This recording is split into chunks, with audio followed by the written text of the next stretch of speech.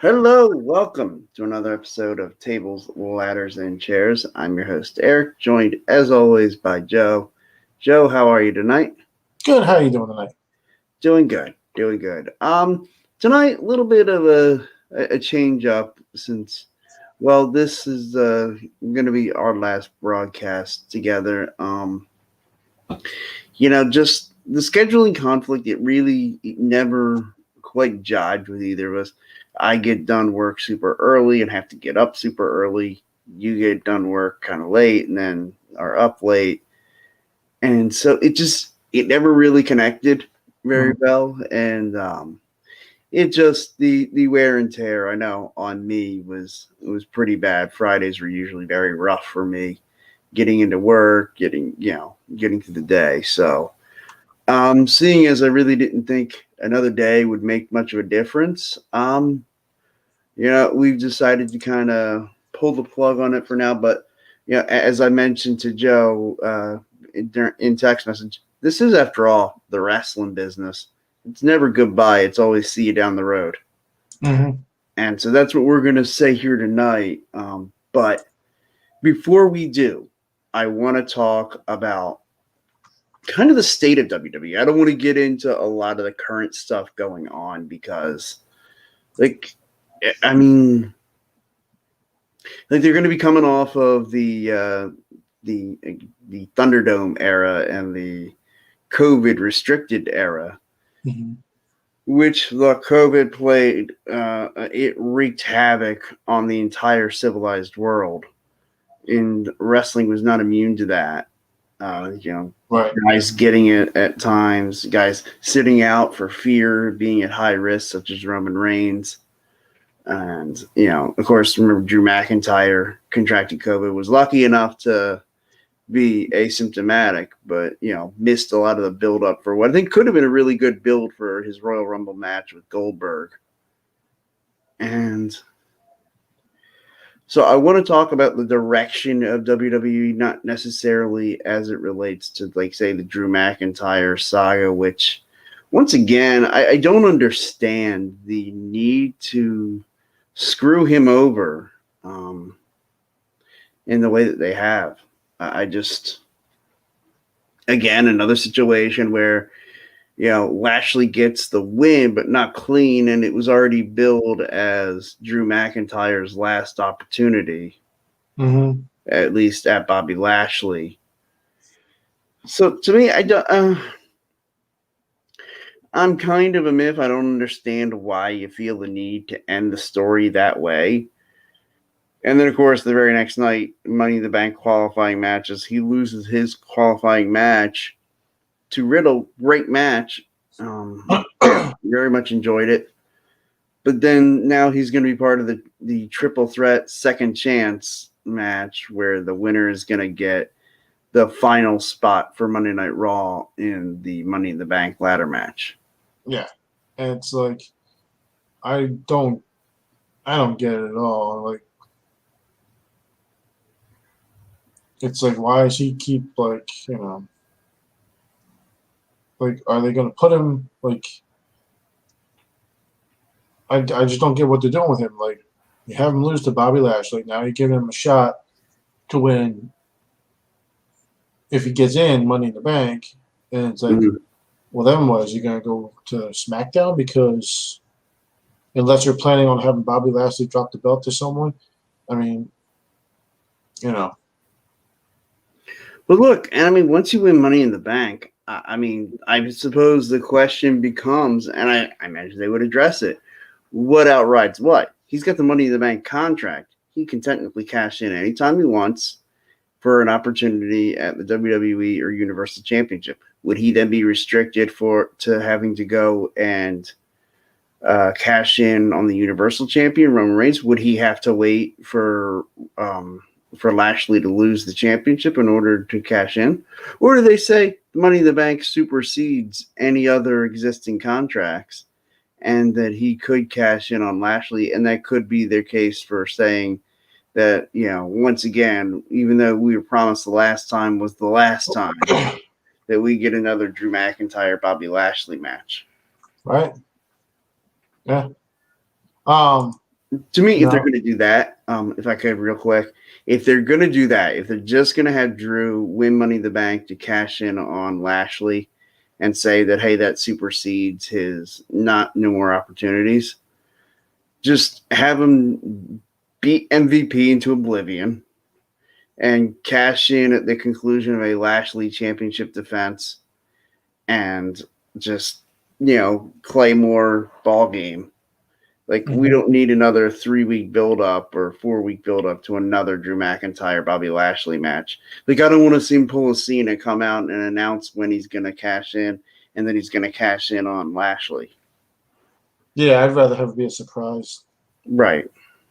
Because that's like, I mean, if you look at like the Ultimate Opportunist, he never told you when he was cashing in.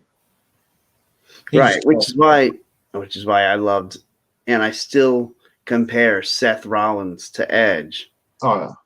And as far as being the ultimate opportunist, because who created the greatest WrestleMania moment in the history of WrestleMania, but one Seth freaking Rollins? Which I want to get into that since this is our farewell episode. I want to get into some of like I want to call them our Mount Rushmores. So, I mean, obviously we'll do the Mount Rushmore superstars, which again, all this would then be top 4. Just top 4 of any category. I'll start with, let's just start with superstars. So do you want to give me yours or you want me to go first and let you give you a chance to think about it? We'll let you go first. All right. Well, obviously to me, Ric Flair is number 1, the all-time list. Number 2, it's got to be Hulk Hogan. Number 3, The Undertaker, and number 4, Stone Cold Steve Austin.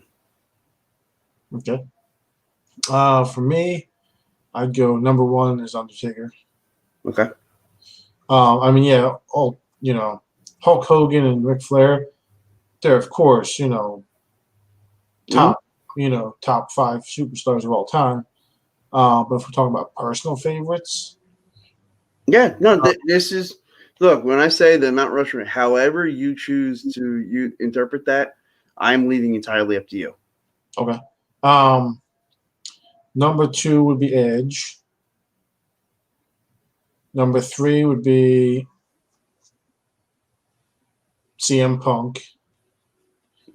Number 4 would be John Cena. Okay. I like your list. I definitely I'm a huge CM Punk fan. Mm-hmm.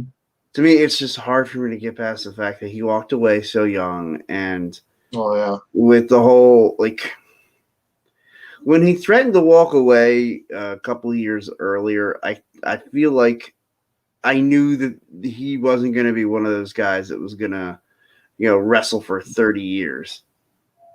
But I really thought we were going to get more out of CM Punk and his career than what we did. Mm-hmm. He famously said during in his DVD that I watched about him, where he talked about the time when he was contemplating leaving WWE. In fact, I really didn't understand that whole time where he was saying his contract was going to run out and he was going to leave as WWE champion. Like, that was a real thing. Like, he was really contemplating walking away. They had 2 different stories written for that night. One where there's some chicanery and CM Punk doesn't leave as champion, and one where Punk did leave as, won as champion. And basically they were negotiating, in Allstate Arena in Chicago as Money in the Bank was on the air. They were negotiating his new contract. Yeah. In fact, he was given a 1-night contract at his current rate just so he could perform that night because his contract actually expired the night before, which I didn't know if you knew that story. And, CM Punk had said at the time, one of the guys, in fact, he quoted him during his famous pipe bomb press conference, or his famous pipe bomb speech, where he says, when he said hello to Colt Cabana, and Colt Cabana told him, he said, "Look, man, I get your points, but you ain't changing nothing from your couch in Chicago."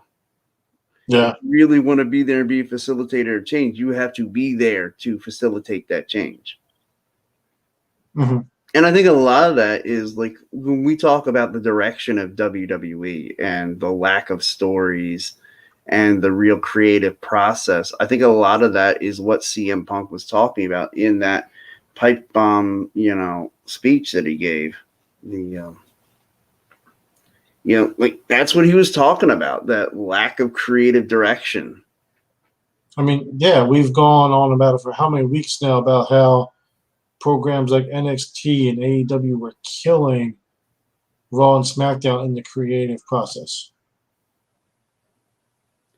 Right. And that, I mean, it almost to the point where it felt like a bad joke, that's all we could talk about was the lack of direction of the creative team. And you wondered, are they even fans of the product? Like, do they write the stuff and do they watch their product on Monday nights?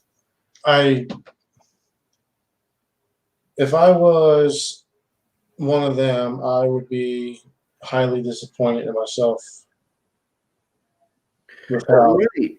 Like, I mean, I thought about like, okay, if I was on the creative team, how would I have booked Monday Night Raw the day after Hell in the Cell? And like it would have looked a lot differently. Now I was fine with the whole idea of having the Money in the Bank qualifier matches and even having a number of upsets. In fact, it seemed like it was all upsets. Drew McIntyre losing to Riddle, Randy Orton losing to John Morrison, AJ friggin' Styles losing to Ricochet, and I'm looking forward to the Money in the Bank ladder match. I want to post this. Thank you anybody who posts any kind of goodbyes to us. I really appreciate it. And thank you very much. It means a lot to me. So I liked that, but I would have probably booked it a lot differently. The show anyway. I'm fine with those results and those three matches. Yeah, I mean, Randy Orton lost because of Riddle.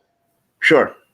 So I'm hoping that's not the crack in the foundation that's going to cause the Riddle Orton rivalry. Now, while I look forward to that payoff eventually, I want to see them have a nice run as tag team champions first, because I really think that's catching on. RK Bro is catching on with the fans. I mean, that RK Bro, I mean, that's a pretty cool name. I'm not gonna lie. Right.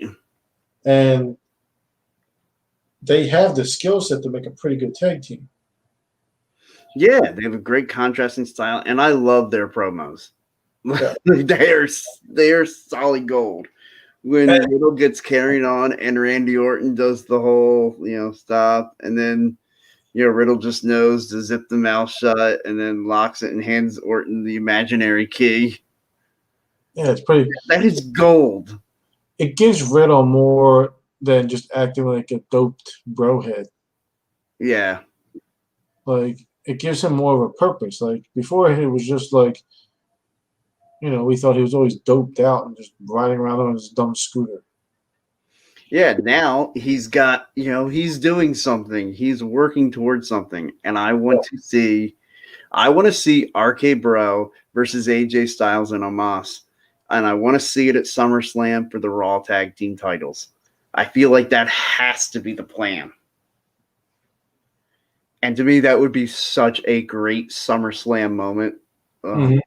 Which, okay, we talked about the Mount Rushmore of superstars. We're in the summer, Mount Rushmore of SummerSlam moments. And once again, I'll go first, give you a chance to think of yours. I'll go a little bit different than I would think the norm. I really liked the when John Cena and Team WWE beat Team Nexus in the 7-man elimination match. So I'll go with that one. That was good. I'll go Daniel Bryan beating John Cena for the WWE Championship, only to have Randy Orton cash in Money in the Bank, and the turn of Triple H really kind of changed the whole direction of WWE at the time. It really pushed the authority into that, that authority figure. Mm-hmm. So I'll put that in at number 2. Number 3, I got to go classic. I got to go Bret Hart beating Mr. Perfect for the Intercontinental title at 91. And then number 4, there was something iconic about the Mega Powers when they beat the Mega Bucks at SummerSlam 88, and Jesse Ventura convinced to count the 1, 2, 3 when he didn't want to, because Miss Elizabeth mesmerized him by taking off the bottom of her dress and just kind of revealing her in her underwear, which kind of thought was dumb even then, but there was just something cool about that moment, and Hulk Hogan and Macho Man working together. Knowing even at the time, I was just like, well, they have to be building to an eventual Macho Man Hogan match. Even at I think at the time I was 8 years old, and I just knew that's where we were going eventually. Mm-hmm. And so, to me, those are the 4 that I'll go with. Okay. Let's see here.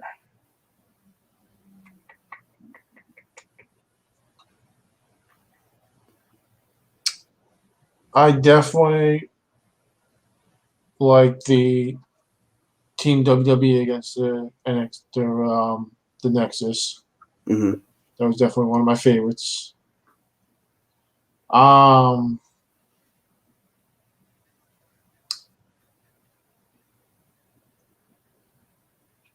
Let me think.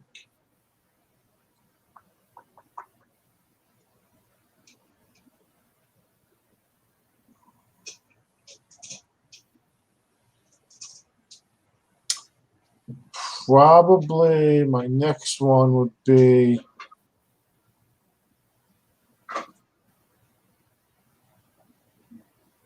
the Stone Cold, Mankind, and Triple H for the triple threat match. Oh, good call. I like that one.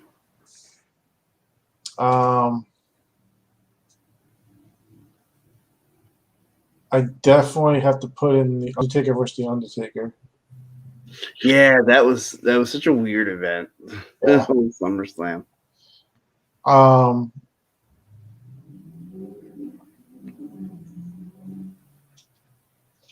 And then another triple threat one: The Rock, Kurt Angle, and Triple H. Yeah, it was a good one. So that's what, 3? Yeah, and then Bret Hart versus the Undertaker. Yeah, 97. That was a good one. Yeah, I would agree with you there. Yeah, I would agree. Those are really good ones. Some other ones that come to mind are Bret and Owen inside a steel cage. I heard the argument, how they talk about Shawn Michaels as Mr. WrestleMania. Well, given Bret Hart's great Intercontinental title matches against both Mr. Perfect and the British Bulldog, his steel cage match against Owen, his match against Undertaker at 97. Would you say maybe Bret Hart's Mr. SummerSlam? Yeah. What year was the Bret versus Owen? 94. It was the same night as Undertaker versus Undertaker. They were in a steel cage in Chicago, and it was fantastic. Oh, yeah. That was because Owen had beaten Bret at WrestleMania. Yeah. And then they had because that's when all the other guys jumped in. That's when the Anvil jumped in, and they locked everybody out of the cage. Right. Yeah. Thank you for the kind words, Jen. Really appreciate it. Yeah. I would agree. Yeah, that was a really great match. It was one of my favorites, the Bret and Owen. It's funny, over the weekend, I had the chance to go back and watch a couple old shows. WWE on Peacock did and in fact, it's still going, the top tag teams of all time. And so that'll bring us to our next Mount Rushmore moment, and we can talk about our 4 greatest tag teams. And again, I'll go first. LOD, Steiners, the Dudley Boys, and I would go New Age Outlaws after that. Although, I mean, gosh, the field is so loaded. Like the Hart Foundation, Edge and Christian, the Hardys. Just they did the top 50, and it was just WWE, and which excluded teams like Harlem Heat or the Hollywood Blondes. But I'll say for our purposes, just any tag team. If you want to include any of those, go right ahead. Well, that's easy for me. My number 1 pick is definitely the Young Bucks. Okay. Because they were like, I am so glad they didn't end up in WWE because WWE would have ruined them. Mm-hmm. Do you think they ever go to WWE? No, they're going to stay where they are because AEW is going to eventually, I believe, destroy WWE. With prediction. With the money that guy has, like, I was reading an article. Well, I don't want to get off the topic too far. I was reading an article that his father gave him like $100 million to do whatever he wanted to, and then the show made back that $100 million already. I can believe it. Like they got a contract from. Yeah, they got a contract from TNT. Yeah, for like $100 million. So basically, he made all the money he originally invested in. He's already made back. Yeah, I'm like, damn, like, and if it keeps going the way it's going, he's gonna beat out Vince McMahon because Vince McMahon is drastically losing touch. Well, and I'll say this, and then we'll get back to your Mount Rushmore tag teams. But one thing Tony Khan's done that Vince McMahon always used to pride himself on was Tony Khan's listened to his audience. And not only listened to his audience, he's gotten ahead of the audience's curve. Yeah. Like, the audience wants wins and losses to matter. Well, that's like the whole premise of what AEW is. Uh-huh. Like, they put guys out there and they say, okay, like sometimes we're going to have matches that the whole purpose of the match is just these two are competing to see who's better and to see who moves up the rankings. And, a guy goes on like a 6 or 7 match winning streak. Well, that's talked about. Whereas opposed to in WWE, like you wouldn't know if a guy's really on a roll or not. Like Jackson Riker, like a couple weeks ago, pinned AJ Styles. Grand Slam champion. First ballot Hall of Famer. Like has had killer matches with John Cena. Like Randy Orton, Roman Reigns. Like he has his resume reads as a surefire first ballot Hall of Famer. Jackson Riker beat him. How is that not like talked about every time we talk about Jackson Riker? Yeah. Like, and they had to beat him just in the build-up for a tag team match of Jackson Riker and Elias versus AJ Styles and Omos that then Elias walks out on, creating their rivalry. Mm-hmm. And still, no mention of, hey, he beat AJ Styles. How's Elias not using that in his promos? Oh, he beat AJ. Now he thinks he's too big for his britches. Doesn't have to walk with Elias anymore. Like, come on, how's that not part of the promo? Yeah. Okay, back to your list. Edge and Christian number 2. Okay. Hardy Boys number 3. And then I'm gonna go the Rockers number 4. Okay.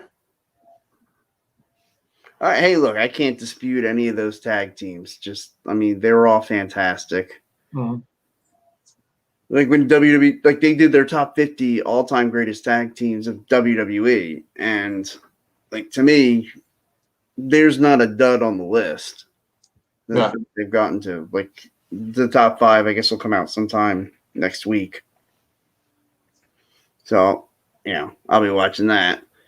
But and I really can't see who number one is because I thought LOD would be listed as number one on WWE's tag teams. They've already been listed. So the Steiner brothers. Hmm. I mean, I'm assuming it's gonna be Hardy's, Edge, and Christian, and Dudley's like three of the top five because those three haven't been named. Probably. Yeah.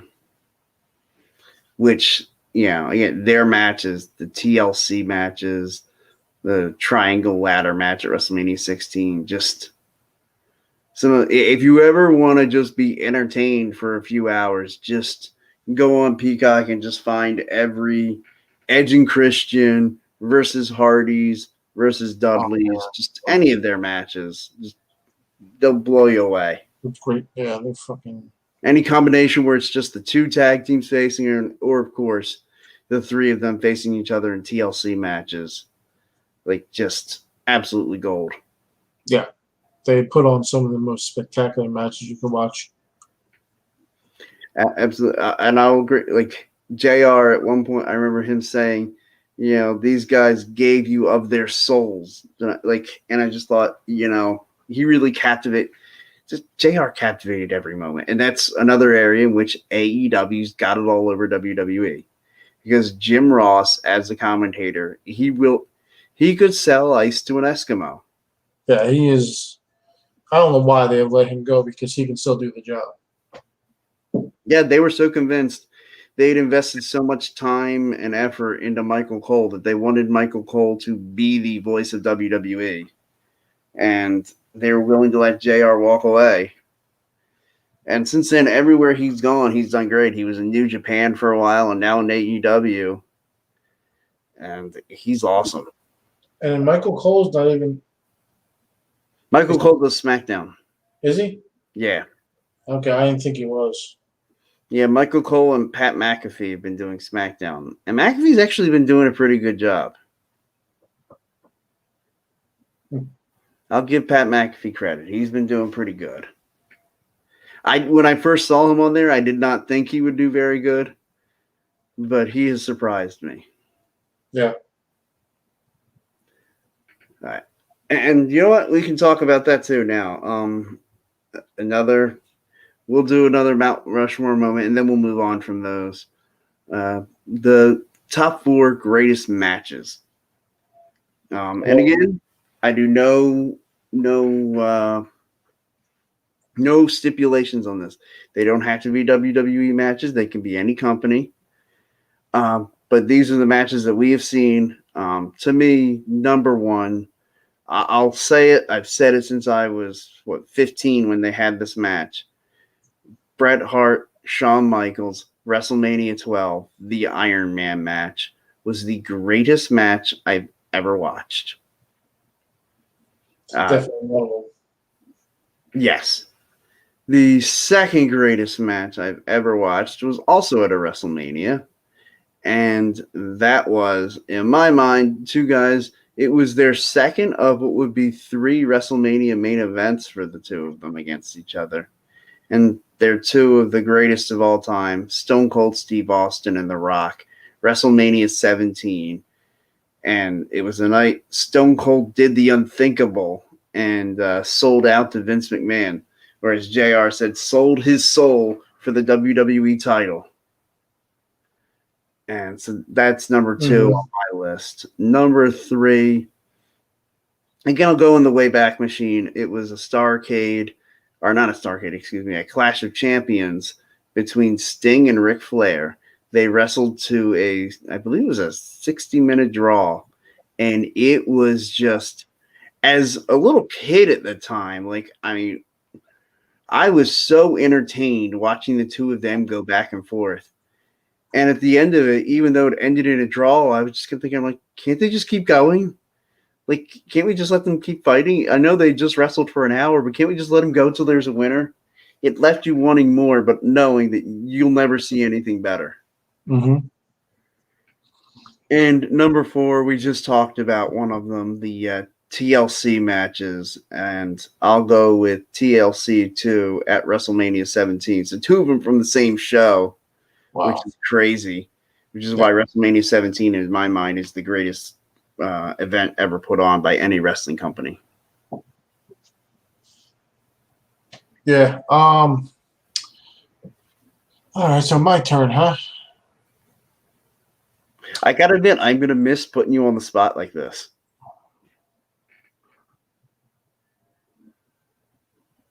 Well, I mean, the Shawn Michaels Bret Hart is always one of my favorites, but you already picked that, so But you can pick. Again, I said no rules. You can double yeah, dip. but you already picked it. So for my first pick, I will go Undertaker and Kane for the first match. Okay. I love the story of that. Even like as great as that match was, I love the build up and the way they did that whole story. I know we talked about that last time. Yeah. The way they did the Undertaker Kane story. My second match.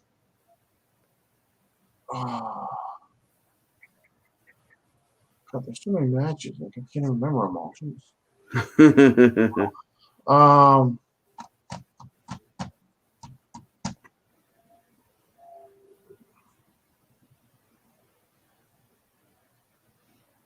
I'm drawing a blank. That's so many matches. I mean, look, there's a lot that I didn't even choose that like just stood out to me as all time greats. Like when I think about going way back to one of the first events. In fact, I think it was the first show that my mom let me order at home. It was Starcade '92, and they had the Battle Bowl, which the whole concept I really wish WWE would do, which was basically you draw names out of a hat. First two names, their tag team. The next two names, their tag team, and they face each other. The winning team gets entered into the Battle Royal that happens at the end of the night. So they did that at the Starcade '91 and then '92, and then had the whole pay per view was the Battle Bowl the next year. In lieu of putting it at Starcade, they gave it its own pay per view. But it was only one time they did that, and the whole concept was just so cool.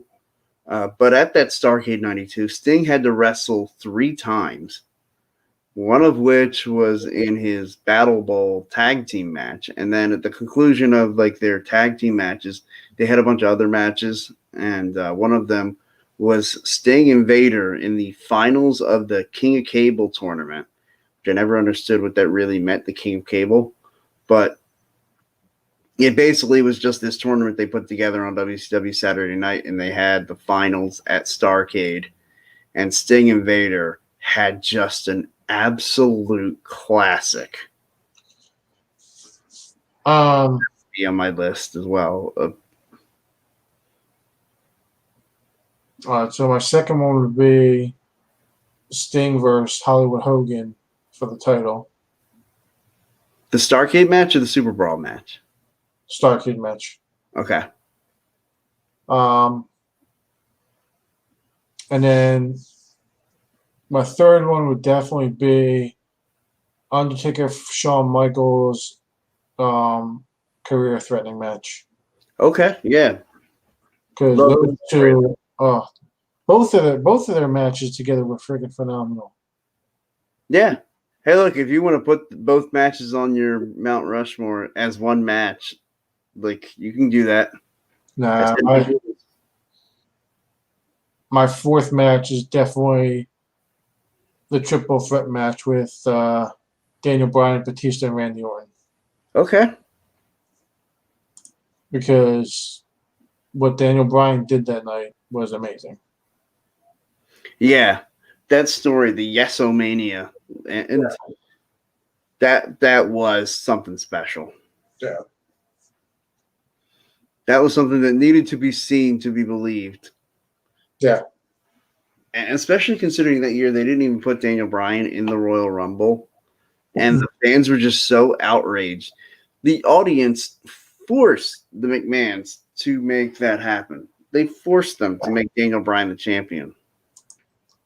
But he deserved it. I mean, he busted, Absolutely. Busted his butt. Yeah, and you know what? Like, I will say, like, granted, we always look at it, oh, this guy worked hard, this guy earned this spot. And I do like when Triple H, when he's asked about that in interviews, when he's trying to be the corporate guy, he will say, well, look, everybody works hard. Like, that's a given. Yeah. Like when people were complaining, oh, they're pushing Roman Reigns and not pushing this other guy. Well, look, yeah, we understand that other guy worked hard. Do you really believe for a second that Roman Reigns hasn't worked hard? Yeah. Or that John Cena didn't work hard? Yeah. Like, that always makes me laugh. It's like, oh, this guy doesn't deserve everything. This other guy, he works so hard. You know, yeah, that guy works hard. But to say John Cena didn't work hard, like, that's just, if you say that and truly believe it, you just don't know what you're watching. He said it himself, first guy in, last guy out, every time. Yeah, that guy breathed, ate, slept, bled, everything WWE for years. Yeah. And you know. Yeah, I heard a great story about Bruce Pritchard and meeting John Cena. The first time he met him was in Los Angeles. He was out there he was going to go to a show to watch a bunch of indie guys and try and, find the next guy. And so he saw John, and John at the time was going by the moniker The Prototype. Mm-hmm. And Bruce Pritchard comes up to him and says, like, oh, hi, how you doing? Bruce Pritchard. And John Cena turns around, I'm Prototype. Instead of just introduce yourself, your real name. And Bruce just says to him, he's like, dude, turn it down. And supposedly that really got to John Cena. Like, that really bothered him for a while. Like, it really, phases, you think of John Cena, you think he's the super confident guy, and now some of the other stories go that Jim Ross saw John Cena at a independent show and called Vince McMahon and said, I just found your main event of WrestleMania in 5 years. And to be fair, he kind of was the main event of WrestleMania in 5 years from that moment. Yeah. But anyway, two good John Cena stories I thought there. It's getting to be about that time of the night where we're going to call it a night. Mm-hmm. And as I said to kick off the show, even though we're calling it quits, this is wrestling. Things are going to change. Our schedules are going to change throughout time. I doubt we'll be on the same schedules that we're on now forever. And maybe the opportunity will present itself somewhere down the road for us to revisit this. Mm-hmm. Now, I also feel, in fairness, to tell you that I am going to try to do another podcast with somebody that, our schedules just work a little better. And so we're going to try to get something going. I look forward to, everybody checking out that. It'll be in the coming weeks, still working out details with him. But, this is always going to be something. This is our show. TLC, this is something we poured ourselves into. We put a lot of time and energy into making this something fun for fellow wrestling fans. And I don't know about you, but before we started doing this, I was getting kind of down as a wrestling fan. I wasn't quite feeling, being a hardcore. Between that and going to WrestleMania, I hadn't really been. I almost wondered if maybe I'd outgrown wrestling a little bit. Mm-hmm. But between going to WrestleMania, getting to do the show, it's kind of reinvigorated my joy of wrestling. And I hope that we may have somehow done that for some other viewers as well. Yeah. So, one final time here for TLC. Everybody, Joe, anything to add before we get out of here? No. All right, keeping it consistent from the beginning to the end. Everybody, have a great night, and we will see you down the road. So, happy wrestling, everybody. Happy wrestling.